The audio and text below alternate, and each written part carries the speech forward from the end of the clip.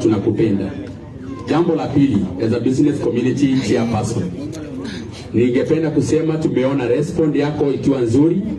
Kwa wakati mwingi pahali ambapo kuna mkasa tunakuona, na kama vile director wa kijiji amesema bwana governor, kama vile director wa kijiji amesema mzee Matara, huku tumeelezewa mara nyingi ya kwamba title tutapata, mpaka wa leo hatujapata, na nituitikie in your administration atenetoko miona na istino ito governor reketo kuire despite kuwaririyo despite kuhuru idhui twithutha waku na muingi nugo wina fata. If one person has a disagreement with you, idhui muingi twina fata nawe governor, na nitwene ugo turutira wira no ngore tu otogo twe hatwika mbere farafara ici no ko ni kwaramio tore tutaro to plodo to lili itigakera hiyo ni kibodo akiro akihere. Number 3 ile ya mwisho tatu akiro maodo ni matatu odure kwenda tukuga wa mwisho aya affected, please marorero oene, because we have a problem with hado hagiye ka odo ne hone kanaga broka thini atamimi nano yola mara igiha ko tegyo karaka ukorokeho no gwa woga yakude kogwa no shumaroro exactly who are these affected persons kogwa no goye kohoya. Najua hapa vile mambo ilivyo, nasema pole sana vile tuliadhirika. Mheshimiwa Kiambu tuliongea naye siku hiyo hapa, wakati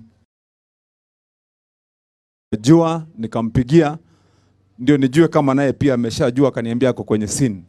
Ndio nikamwambia sasa, wewe kwa vile uko hapo, angalia vile tutasaidia watu wetu, angalia ni watu wangapi, angalia vile wameadhirika, ni nini tunaweza fanya. Sasa naye ikawa, mnajua jana tulikuwa na mambo mengi, rais alikuwa na wageni wengi sana wametoka nchi za ngambo. Sasa mimi nikapewa kibarua ya kumshughulikia kushika rais mmoja ambaye alimtembelea kutoka huko Egypt, ndio nilikuwa sasa namshughulikia kumaliza hiyo. Nikampeleka airport leo, kwa vile rais hawezi shughulika na hiyo watu wote kumaliza. Sasa ndio nikasema leo lazima tufike hapa. Ya pili, na hivyo ndivyo watu hupata maendeleo, kwa vile sasa watu wakikaa kwenye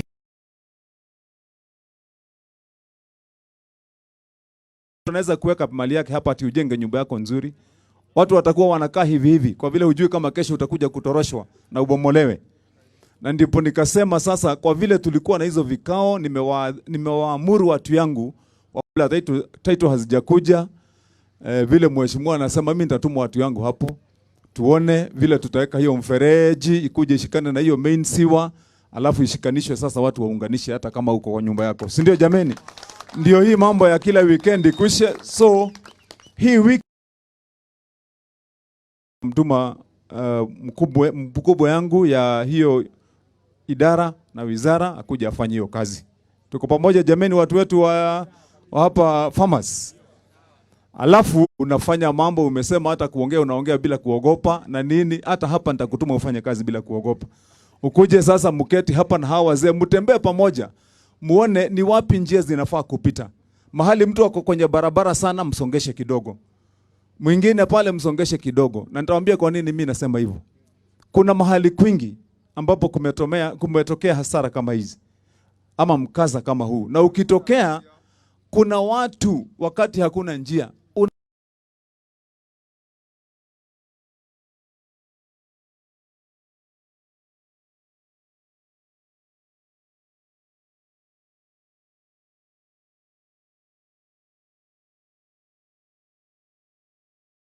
around ifike karibu sana na mahali kuna mkaza.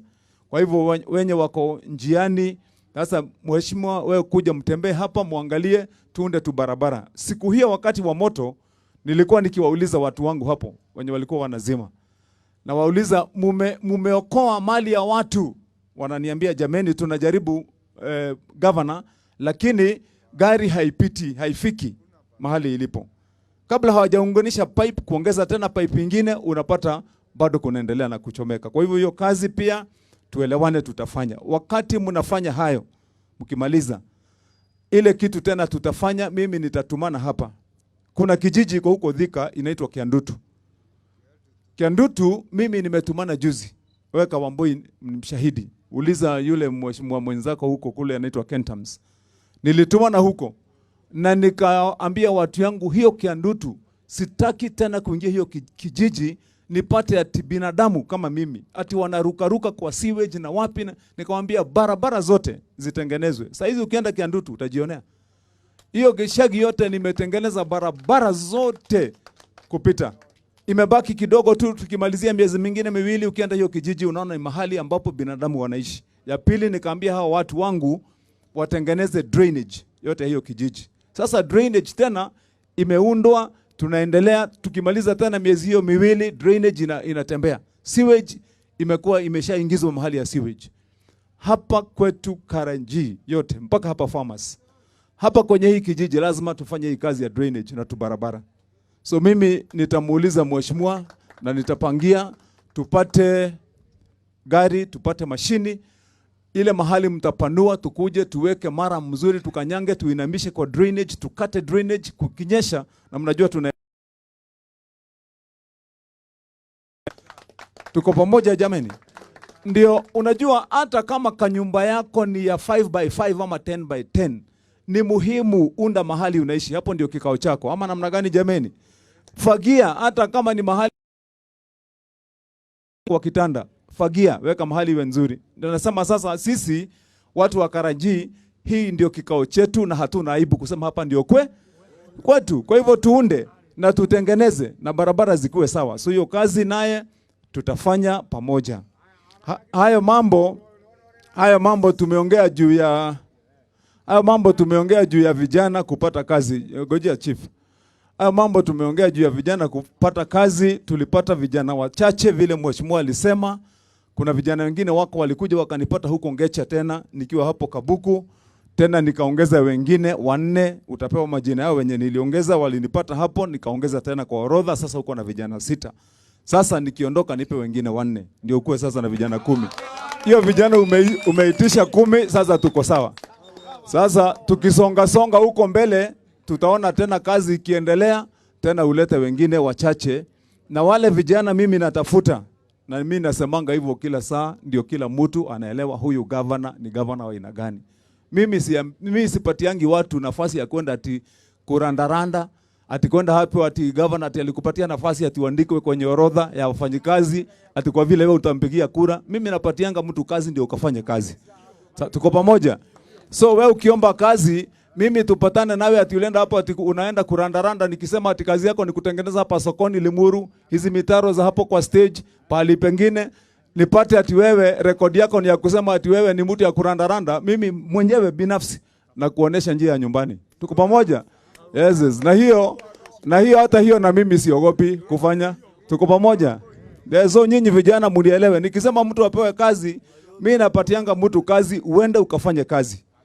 Nilipeana amri kwa waziri wangu ya kwamba hii Limuru na mitaa zote kubwa tunataka mpango wenye unatuonyesha, kwa mfano kama hii Limuru kutoka hapo Bata kukuja na hii barabara ni nani ameandikiwa kufagia hapo na kutengeneza mitaro. Kama kutoka hapo kwenda mpaka kule sokoni watu wangapi wameandikiwa kusafisha, kufagia, kutengeneza mitaro, kuangalia majani ya kando, nani yako sokoni. Huo mpango nilisema upangwe kwa kila town. Na ndipo mimi sina taswishi wakati nasema tutaongeza hata zaidi hao vijana 10. Unasikia nikisema wakitoa hiyo orodha inajazwa na vijana wa hapa huu mtaa. Tuko pamoja jameni? Sio mtu wa kutoka nje. Hiyo kazi mmesikia nasema ati tunatengeneza tu barabara tuote kupitia hapa. Hatutalete watu kutoka Kericho, hiyo nani mheshimiwa anasema, ama pali pengine. Ni vijana wa hapa Karaji. Tuko pamoja jameni? Sasa ndio hii mahali ikuwe pahali pazuri. Sawa. Sasa niseme ya mwisho ambapo mheshimiwa pia ameuliza mambo ya masomo hapa. Mnajua mimi nimeshatoa mpangilio wangu wa huu mwaka. Na nimesema kati ya siku ya leo na Disemba mimi najenga hizo ECD center, ninajenga 130 schools ECD centers kwa mashule tofauti.